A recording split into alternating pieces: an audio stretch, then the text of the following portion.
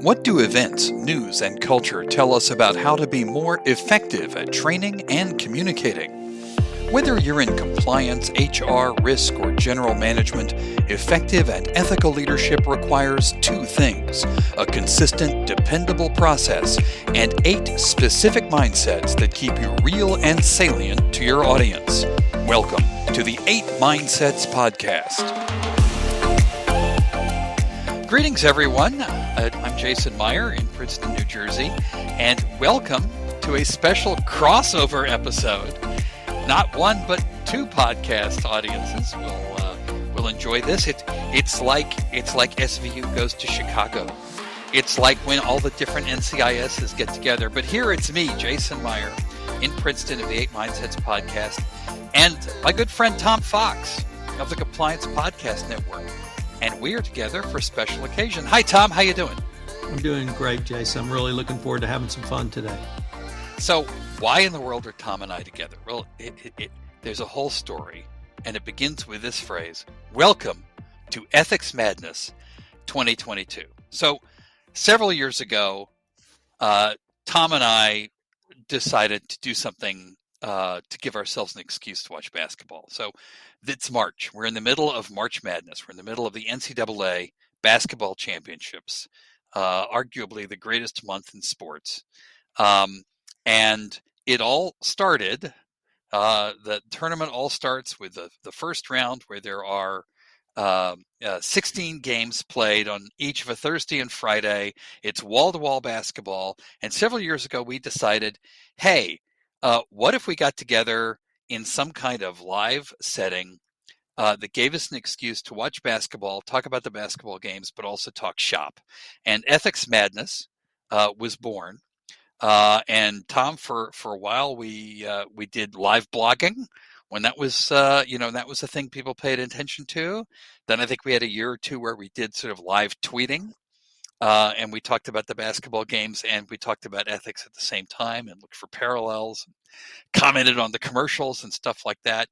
Well, hey, you've got the whole Compliance Podcast Network. Nicole, Rose, and I have the 8 Mindsets Podcast. And so we thought this year Ethics Madness is moving to a new format.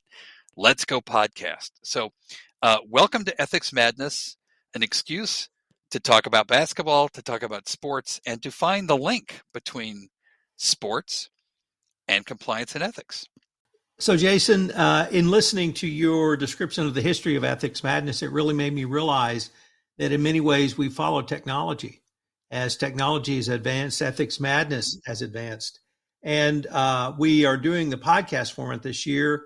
I would say the only thing that I rue is that we were not watching television on Thursday and doing Ethics Madness, so we could have had live commentary on Kentucky and St. Peter's. I think that would have just been too much fun. But for those who have listened to us before, you will know Jason will break in with a breaking score or some breaking news that always added to it. But we've had some really interesting discussions around different ethical issues in a variety of sports on Ethics Madness. And I know you've got some topics for us this year. What's on your mind and on the intersection of ethics and sports, Jason? Well, to me, there's a couple stories that top them all, but the first one, Tom, I got to get off my chest right away, which is I've been turned on to the fun of Formula One motor racing, right? The madness in Europe that is F1, that is supposedly the most elite form of motor racing. Just the most technologically advanced cars. And I have, over the last couple of years, become a huge fan. So it was an enormous disappointment to me in the final race of the 2021 season. Lewis Hamilton, the 7-time world champion, trying to win for the 8th time, and Max Verstappen, the slightly younger upstart racing for Red Bull Racing. The last race was going to determine who was the world champion. And throughout that race, Lewis Hamilton in his Mercedes was consistently the fastest car. Just as the race ran normally, he and the Mercedes were just clearly outpacing the Red Bull car. Until there was an accident with 3 laps to go, the race was brought to a red flag stop. And in the heat of the moment, the Red Bull team, which was able to, here's the unique thing about Formula One, which no longer exists. Because of this, Formula One changed its rules in the off-season. But under last year's rules, leaders of racing teams could directly communicate with the race director, basically the head official, and like make arguments, like talk to him on the radio and say, well, you have to do X, or you have to do Y. And somehow Red Bull persuaded Michael Massey, the race director, to use a restart procedure that was not in the rules. And I won't go into details, but basically there was room for interpreting the rules one of 2 ways. And either way, if he had gone that way, Mercedes, which was positioned ahead of Verstappen's Red Bull at the restart, would have won the race. Massey came up with a third interpretation of the rules, completely unprecedented, that basically made the Mercedes car in front a sitting duck. Verstappen was able to pass. Verstappen won the race and the world championship, denying Lewis Hamilton his 8th world championship, much to the dismay of not only Formula One fans, but many compliance sports fans that I follow on Twitter. So, Tom, the thing about this was, and we always try and tie these things back to, okay, I'm running a compliance program. What does this have to do with me? And to me, it was that whole nature of changing the rules in the middle of the game. It's that most basic lack of a sound philosophy, which is non-universality, right? If you apply the rules one way in one situation, you have to apply them the same way in another situation. And this was a case where the rules were applied in a way that clearly determined the outcome. And I will say, and this is a point I've made on Twitter, the highbrows may badmouth NASCAR as being this, American form of going around in left-handed circles.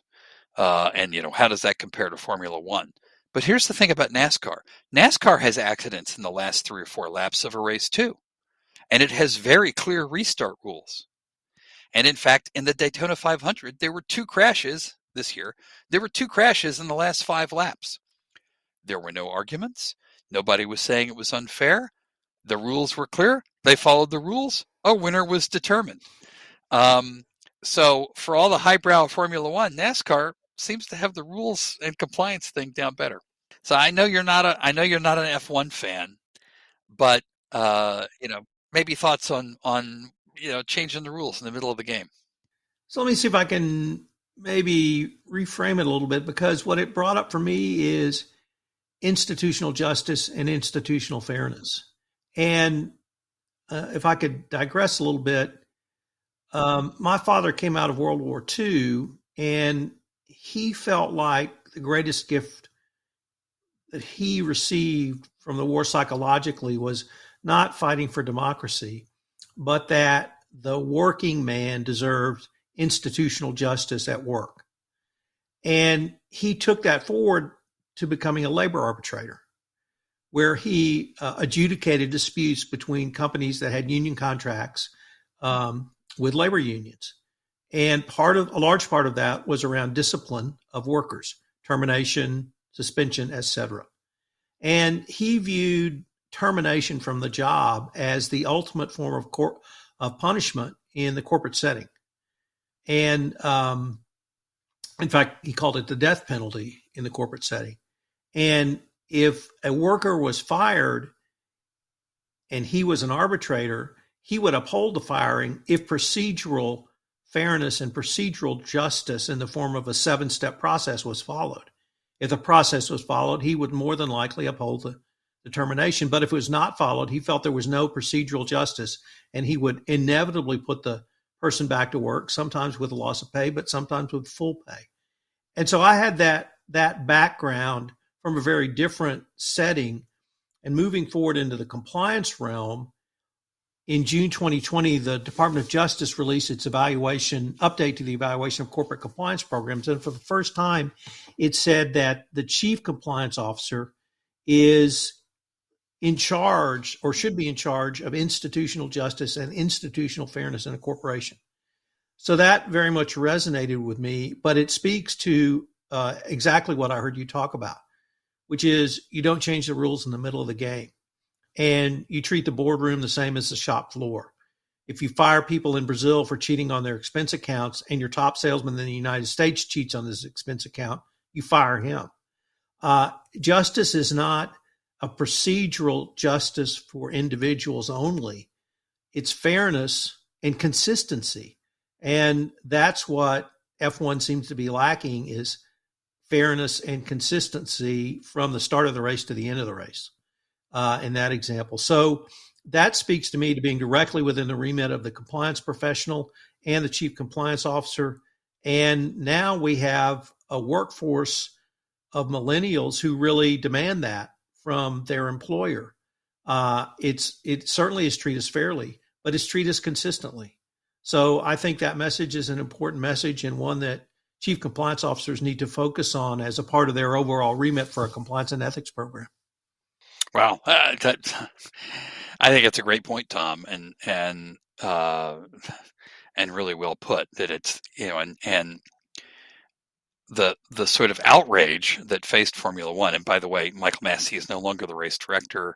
They have completely changed their procedures. There's dual race directors. I mean, they've made all sorts of rule changes, which basically come down to an admission that they blew it. But one only need look at the outrage of worldwide race fans over what happened at the end of the season to get that lesson about the importance of maintaining procedural fairness and justice in your own systems. So there you have it. That's what Ethics Madness is about, is finding the parallels between the world of sports and the world of ethics. So I've got another story I want to bounce off of you, and your lessons learned on that one were so great. I got to ask you about this one. So we just finished the Olympics, summer and then winter. They were in China, which led to all kinds of ethics issues on its own.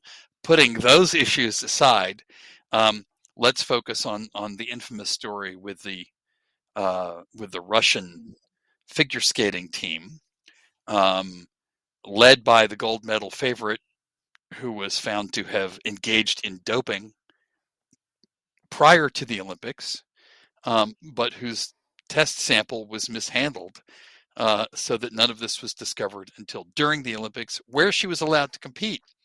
And the Russians were allowed, it's already not the Russian national team, of course. It is the Russian Olympic Committee, as if somehow that is neutral and divorced from the sports machine of the Russian government.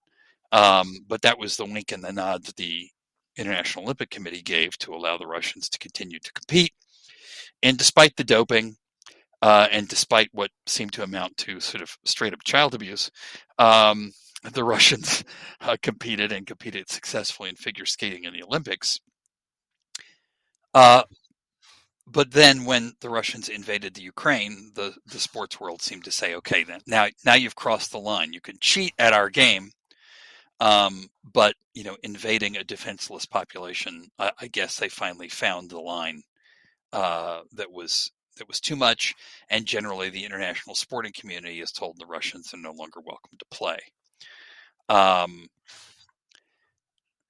I think that's the right outcome. I still wonder about the procedural fairness of this situation. And basically, kind of sort of the same sort of thing that happened in Formula One in terms of popular reaction and the belief of, is this game fair? But I'm wondering if you have any thoughts about sort of, okay, you can cheat at our sport and continue to compete in the sport, but but this is a step too far. Jason, the modern Olympic movement began in 1896 as a reestablishment of an ancient tradition. And part of the reason for the establishment of the modern Olympics movement was to foster goodwill among nations. I think the modern Olympic movement died in this Olympics. The decision by the Olympic Committee to allow the Russian figure skater to continue was perhaps the most pathetic decision that they have ever made. And that's with an organization that has 100 26 years of pathetic decisions. There's absolutely no excuse for what they did. The fact that she was a minor, 15-year-old girl is of no import. She was fed performance-enhancing drugs by her coaches and trainers. They knew exactly what they were doing. They were going to allow her to compete, having failed a drug test that had never been done before. And whatever credibility the Olympics had, in my mind, is gone. They clearly cannot police themselves because they won't police themselves. And it ended in an even worse way possible than even I dreamed. I was terrified she would win the gold medal. Then we'd have a whole kerfuffle over, well, gosh, should we not give her the gold medal even though she won? Or should we put the Russians on the medal stand? Or should we do something else? Well, we didn't have that because what happened was the pressure was so great that she essentially folded in the finals. She's a 15-year-old girl. It could have been a 60-year-old white male under that kind of pressure. And she was not able to complete her performance. And in front of the world, literally. Then she skates off. And that's when the abuse starts. Because her coach jumps on her, says, why did you give up? And on not national TV, international TV, yelling and screaming at her. Now, I grew up in a small town in Texas. I played football. I've been yelled at and screamed at. I've been hit. I've been thrown down, all by coaches. So believe me, I get that. But whatever happened to me, it was not in a stadium where there were more than a few hundred people, a few thousand people. And it wasn't on international television. And even though I was 15, I'd seen it happen before, so kind of expected it. Not excuse. Yeah. It didn't excuse the behavior then, and it certainly doesn't excuse it now. And it was the absolute worst demonstration of coaching that I perhaps have ever seen on international television. And it made me do something which I didn't think was possible, which was to actually feel sorry for her. Seeing what pressure she was under, and no doubt what was done to her to get her to the level that she is. And so I cannot express the level of my disgust at the International Olympic Committee, the IOC, and the Russians have made clear since the Sochi Olympics openly that they will cheat, and they will continue to cheat. And according to the now U.S. or the International Olympic Committee, there are no sanctions for cheating, whether you admit it or get caught. So I just see this as the end of the Olympic movement. You alluded to the issues in China. That's been going to become a bigger issue. What happens in the next Olympics when a Russian competes against a Ukrainian? Is it going to be like the 1954 Olympics when in water polo, the Russians and the Hungarians left blood in the water from their Olympic match? Not really fostering goodwill among nations, but I was completely disgusted by the entire situation. And as I said, I didn't think I could feel sorry for the competitor, but I did at the end of the day because of what she had to go through personally. These are 15-year-old girls. Are they great athletes? Well, how old was Nadia Comaneci when she did a perfect 10? I think she was 12. These girls can excel at the very highest levels of sports. And so I don't want to penalize young girls who are extraordinary. Until recently, we had, women tennis champions, 16, 17, and 18. And so the level of athletic ability is certainly there, but I just felt like the Olympic movement died when they made that decision, and I'm not sure we can bring it back. The post-Olympics commentary that referred to it as that used the word grim, and I heard more than one reporter use that word, that the entire games were grim between COVID and the Russians and Chinese human rights issues. It's a lot to recover from, and apparently it did not successfully foster goodwill among mankind. Um, basically what it fostered was Putin deciding to wait a couple of months to please the Chinese before he invaded Ukraine. I guess more lessons for compliance programs in terms of procedural justice, but also in terms of there being consequences. That part of what people react to is not, they want to not only see wrongdoing called out, they need to see that there are consequences of wrongdoing, or that what's the thing that comes up in cheating in sports? What's the kind of thing that's always been said about like doping at the edge of what medical science can find, right? It's well, everybody does it, right? I have to do that basically I have to engage in that to compete because everybody does it. If I am too much of a stickler for the rules, I'm just penalizing myself. And what feeds that is the lack of sanctions, the lack of consequences. Even more so when some people face consequences, like the American sprinter in the Summer Olympics, who had a similar finding, but her test came back on time and she took herself out of she didn't even appeal her removal from the games. Gold medal favorite. When there is a different application of consequences, that's just fatal. And I think people are really good at finding hypocrisy. They will find hypocrisy sometimes even where it doesn't exist. So when it does exist, to me the lesson is always it isn't just that was a losing moment. You destroyed your entire program, right? I mean, let's take what you said, which I have no quarrel with, right? The IOC could be that 50 other sports were run completely properly with no cheating, with no blemishes. But when that one premier sport everyone's watching is so clearly tainted, it's bad for the entire program. It's bad for the entire institution. So we haven't talked basketball yet. Should we talk basketball? Let's talk basketball. It's Ethics Madness. Let's talk basketball. It's Ethics Madness, man. So there was actually a huge ethics and compliance story. A couple of big ethics compliance stories in NCAA basketball this year. The first one is not only is a men's March Madness going on, but the women's bracket, the women's NCAA championships are also taking place. And for the first time ever, we can refer to that as March Madness.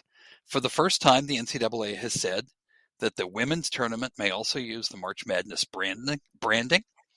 And the NCAA has gone to some great lengths this year to try to increase the parity between the women's bracket and the men's bracket. The women's bracket is now also 68 teams. It has play-ins. It has national TV coverage of all of the games.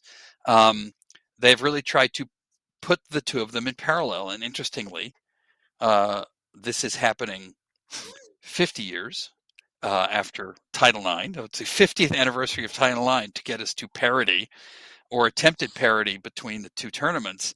But we know actually this isn't a 50-year countdown. It's a 1-year countdown because last year, famously, when both tournaments took place in a bubble in a single location, there was a very famous viral video from a female basketball player who first used her cell phone to take pictures of the men's weight room where all the male basketball players could go to work out between the games, and the supposed female weight room, which was one rack of weights in a hotel conference room.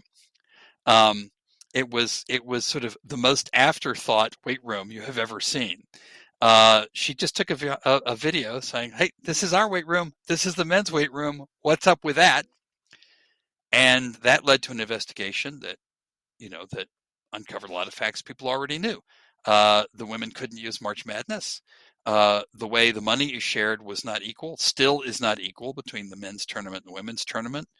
Schools do not get the same share of the riches from the women's tournament that schools do from the men's tournament.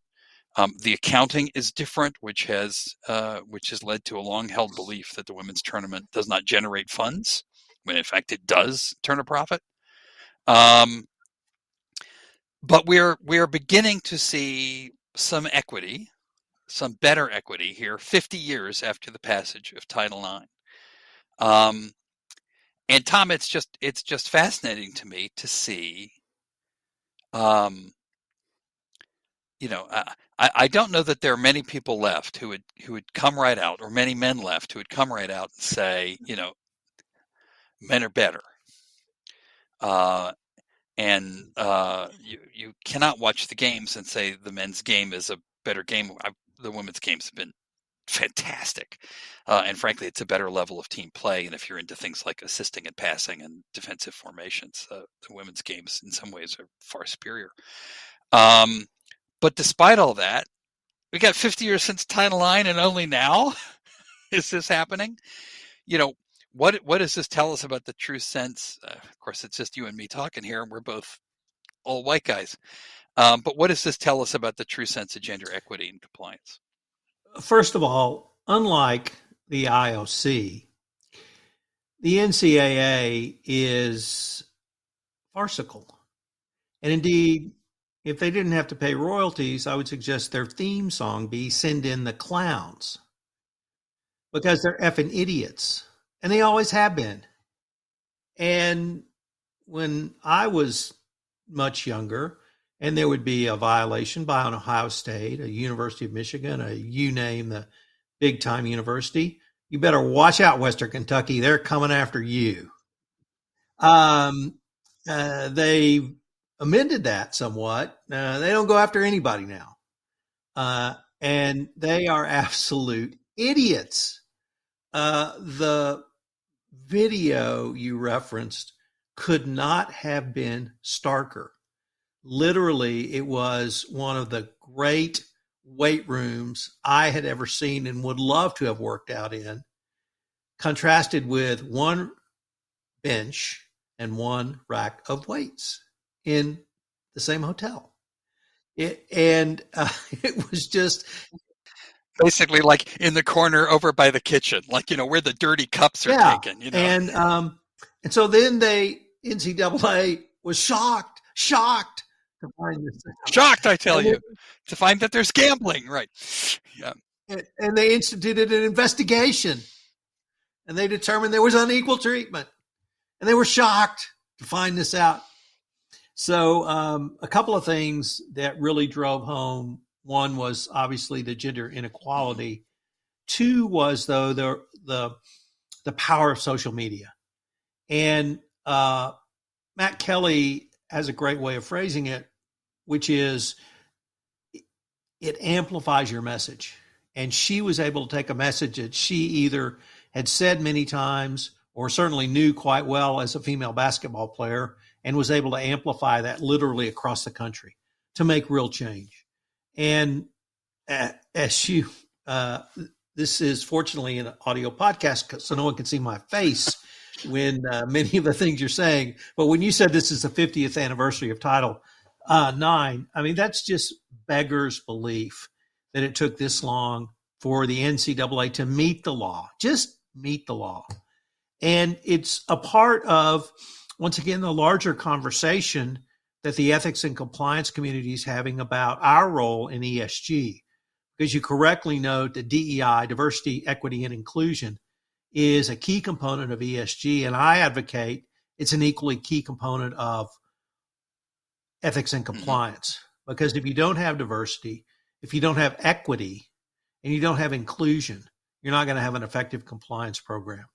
So I think it's a great example of idiots, and idiots who finally got the message, finally, 50 years later, and really the work that we still need to do, Jason. And we as compliance officers, if I can go back to the update to the evaluation of corporate compliance programs, we're the holders and the keepers of the institutional justice and institutional fairness flame. And we have to be sensitive to that. And, kudos. I can't remember the female athlete's name, but kudos to her for doing that, standing up and saying this is not right. And it wasn't right. And at least it got corrected. Yeah. And actually I'm going to, there are, I'm going to draw one more lesson, Tom, into the world of training and communications, which of course is, our focus here on the Eight Mindsets podcast, about that video. And one is, it did not take special technology. It didn't take a professional voiceover artist, right? It didn't take, graphics and gamification and badges, or a survey of all employees to make an extremely strong compliance point, right? It was one person with a cell phone, taking simple pictures that made a great point. And look what a powerful compliance message that sent. That's one lesson. The other lesson is the athlete, she's a woman, athlete, young person, cell phone generation, right? She didn't think through, sort of the finer points of messaging and camera angles and everything else. She just went out very naturally and took shots and made a big point. And we have to be prepared, A, for an audience that is used to that kind of facility and power in routine communications, and B, for the possibility of that kind of routine communications maybe catching our organizations at something. And just as I know most HR people assume every conversation that they're in with an employee is being recorded, probably by somebody with a cell phone in a purse or a pocket, we have to assume that everything going on in the workplace can be and may be videotaped, and can be brought to the fore quite powerfully in that way. And that's what came to bite the NCAA. The other interesting piece of gender equity news in sports in the last several months is that the U.S. women's national team in soccer had a successful settlement of its longtime gender equity lawsuit, which was pretty much a straight-up employment discrimination case, leading to an equal pay agreement for the women's team and the men's national team, which was a powerful enough cause not only to drive to the women's team to World Cup championship last time out, but basically to lead most of the world to root for the U.S. women and to join in their cheers for equal pay as they were playing the sport, which I thought was just a remarkable union of sort of sports. You could say sports and politics, but really not even politics. It was this sports and call for fairness, sports and compliance fairness, if you will. So a big year in sports in the name of gender equity. Once again, we saw the U.S. National or the U.S. Soccer Federation resisted this for years wrongfully. Interestingly, on the legal front, the women's lawsuit was dismissed, and it was on appeal. So there's no final dismissal, but at least they were able to finally resolve it. I think, as you correctly know, or as you note correctly, resolved it successfully, at least to the extent the women were satisfied. And a long, hard slog, but maybe when we start talking about parity and equality at the NCAA, and now we have parity and equality from the U.S. Soccer Federation, we will start to see a real change in attitudes towards the differences, unfair differences in men's and women's sports. I think, just as a sports fan, I sort of, do sense this change in perception where, we're really beginning to sort of like, okay, what's a good game? It doesn't matter to me what gender is playing. What's the good game on now? And let me watch for that. And obviously, when we talk about the NCAA, we talk about the IOC, we talk about the Soccer Federation, FIFA, these are all also lessons, of course, about the corrupting influence of money and being careful that your incentives don't run contrary to fairness and compliance, or that's going to come to bite you. Tom, I don't know if you have any other sports stories you want to get into. There is one more basketball thing to get into in the name of ethics madness, if you want. But I don't want to take away any story you may want to tell. No, unfortunately, we need to talk about this. All right. So this takes us to the world of men's collegiate basketball. And the game between the University of Michigan and the University of Wisconsin in Big Ten play prior to March Madness, where things got chippy, as they sometimes will between rivals in any sport.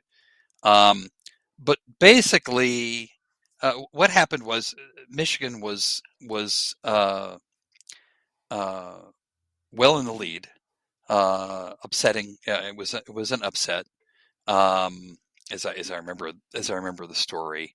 And there's sort of these unwritten rules in sport.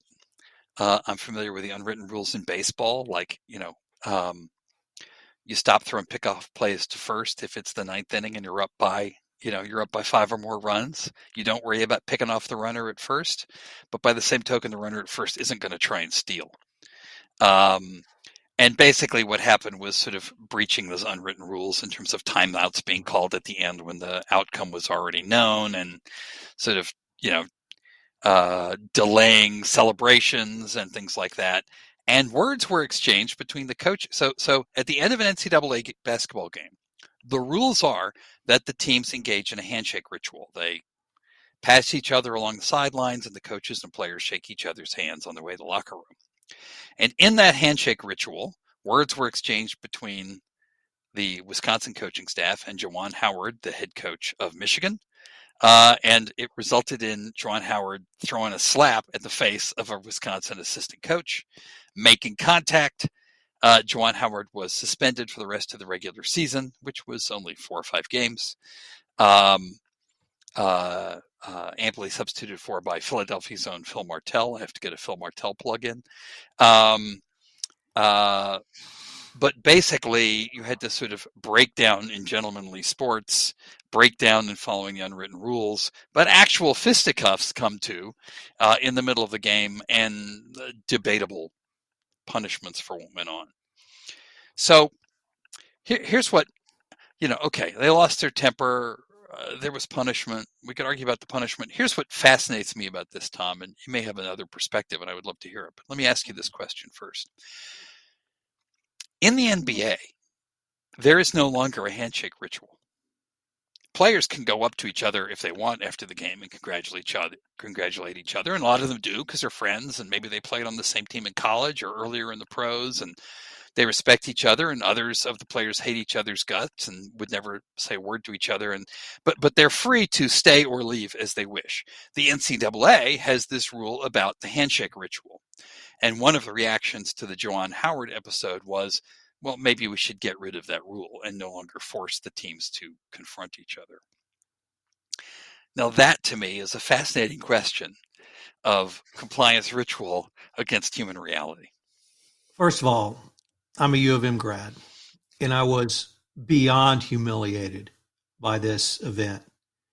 Juwan Howard is a member of the Fab Five. He will forever be a member of the Fab Five. He has not played Michigan basketball since 1993, and he's still a member of the Fab Five. But there is no excuse. And I know there's certain words you can't say. Even if those words are said, you cannot take a swing at somebody.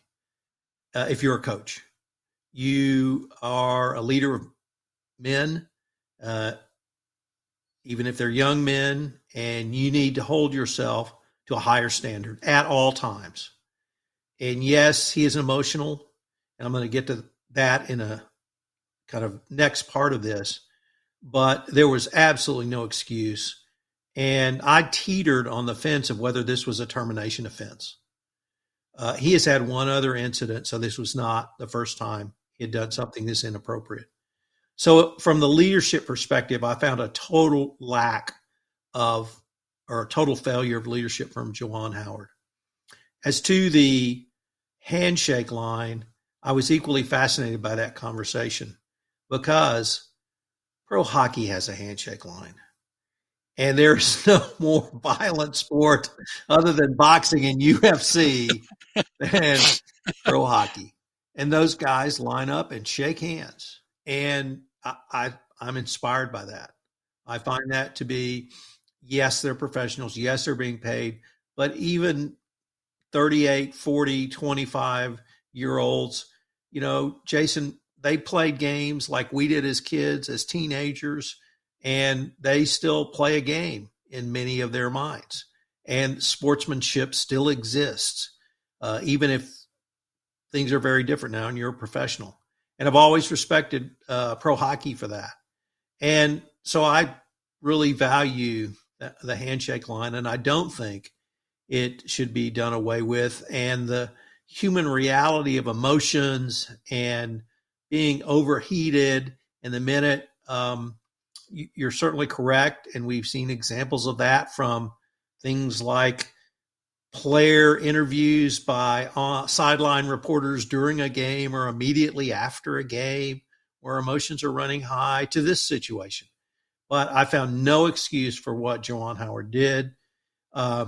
I eventually decided the punishment fit the crime, and a 5-game suspension was warranted. But he hurt his team, and his team did not win the Big Ten championship. They went on a nosedive in those 5 games, and his actions negatively impacted his team. Now let me tell you about Juwan Howard, the empathetic, emotional coach. And perhaps one of the great scenes of this tournament was after Michigan had upset Tennessee, and Tennessee had won the SEC tournament this year. One of the Tennessee players was literally inconsolable on the court. You rarely see that on the court. You occasionally see it in a locker room or you'll hear of it. And Juwan Howard literally put this kid in a bear hug to tell him it was okay. And one, it was okay to be inconsolable, but two, it was going to get better. And, he didn't do that from any place other than his heart. And I think it was one of the great scenes. I credit him for that. I'm sure others could have consoled the player, but to have the opposing coach do that really speaks to the reason I think the handshake line is so significant in college basketball, that this is a brotherhood of players. And he showed at that moment, Juwan Howard showed me he could be a leader. He could be a leader of men, and he could be a leader of men in an empathetic way that I obviously didn't see when he tried to or did hit the Wisconsin assistant coach. Yeah, I agree with you about the handshake ritual, and what stood out to me, a moment like that stood out to me in this year's tournament was when Duke beat Michigan State in the second round, and Michigan State has been as Michigan State under Tom Izzo does tournament after tournament, just completely outperforming its regular season when it gets to March Madness. And Michigan State gave Duke every all that they could handle, and there were a couple of Michigan State players who were very upset with the last second loss to Duke. And in the handshake ritual, Mike Krzyzewski, his last time coach, he's retiring. It was his last time coaching against Michigan State, and he spent several minutes in the handshake line with these two Michigan State players, hugging them and talking to them. And that is an extremely powerful moment for those young men, however upset they may be that they're being recognized by Coach K, for their level of play. And you would hate to see that go away. And I guess a question for us in our programs is sort of like, okay, so what is the equivalent moment where, maybe tensions were high, maybe people got rubbed the wrong way, but is there some way we can use our rituals to foster that culture of everyone being in it together, everyone having the best interests of the larger institution at heart, everyone playing and performing from their heart, and everyone just trying to do the best they can for their own team in service of something larger. And is there some powerful ritual we can find to do that? I hope that the Juwan Howard incident is isolated. I couldn't help but think of, and as a U of M graduate, you'll pardon me when I say I couldn't help but think of Ohio State and legendary coach Woody Hayes, who threw a punch in a moment of emotion, and it was the last he was ever seen of. Now, Woody Hayes swung at a player as opposed to a coach, but and for all of his decades of service to the sport, that was the last he was ever seen on a sideline.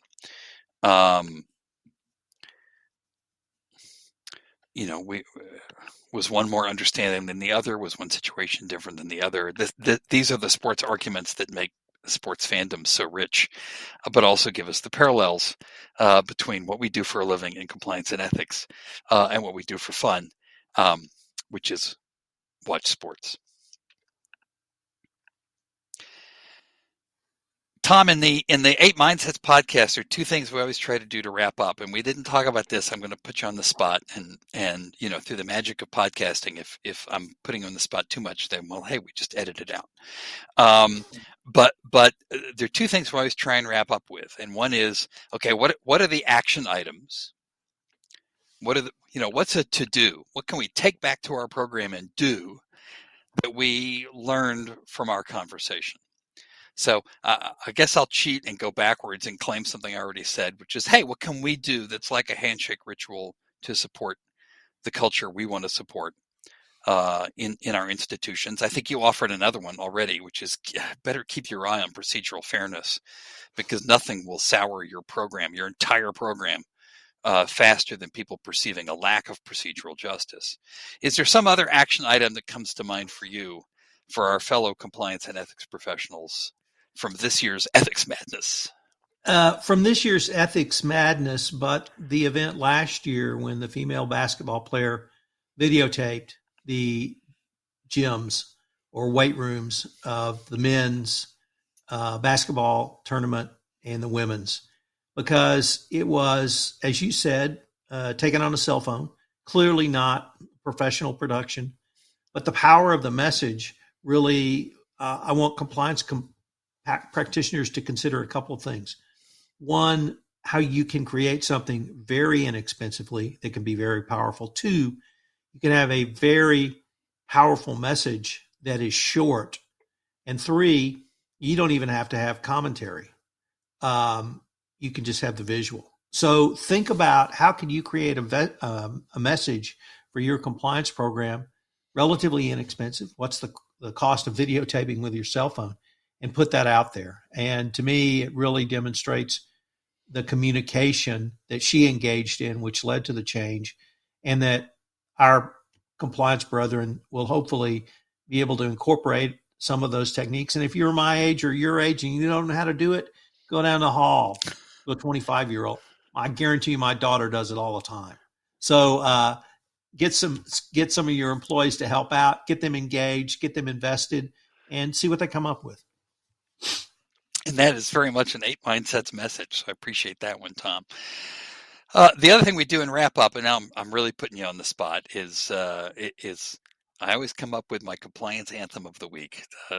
Some song out there in the ether that is a great song that has a so inspiring, upbeat message to it, but also has maybe an additional message for the compliance universe. So we haven't prepared anything. I don't know if anything comes to mind, but I will say, is there some song, like a rock song, that you keep thinking of in the compliance world? It's like, if there was a theme song, this is it. It's a little bit different, but here's what I used in an interview yesterday. I interviewed a gentleman named Bill Coffin. Bill has been in the compliance space previously as the editor-in-chief of Compliance Week. He left that job to go to AIG in a broader risk management context, and he's back in the compliance space as editor-in-chief of the Ethisphere magazine. And I told him that the theme song for this podcast would be the Hotel California, because once you're in compliance, you can check out, but you can never leave. But you can never leave. Well, I never like to leave Ethics Madness. I never like to leave March Madness behind. It is a family celebration.